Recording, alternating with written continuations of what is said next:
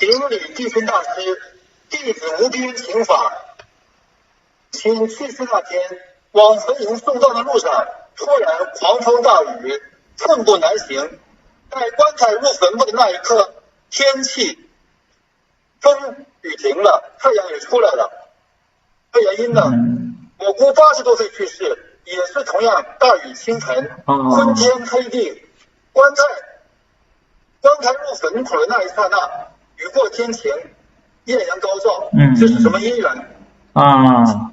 求师傅指点迷津。好，阿弥陀佛。好，这个有人问呢，说他家人去世的时候呢，这是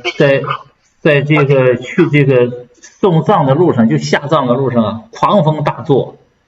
风雨交加，等着这个下葬好了，雨过天晴这个事情，这也是一种真实存在。师父刚才跟您讲了，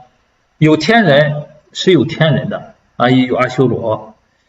其中呢有气成仙，就是说你在这个咱地表上的咱这帮人呢，活在地表上，那么他地表上面还有一层人还活在那儿，他就会引起狂风大作这种现象来。所以这说明呢，你的家人通通都已经升到稍微高一层次的这个按天上去生活去了，他就会有这种狂风大作的现象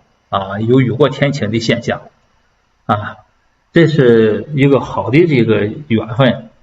你这个平常日有时候死人呢也会出现这种现象，一死人就下雨，一死人就下雨因为这个它再高一层次就跟我们人似的，你养了一池子鱼，死一条大鱼你跟是难过呀，就给它往上弄东西加水呀，它就存在这种现象，你听懂没？所以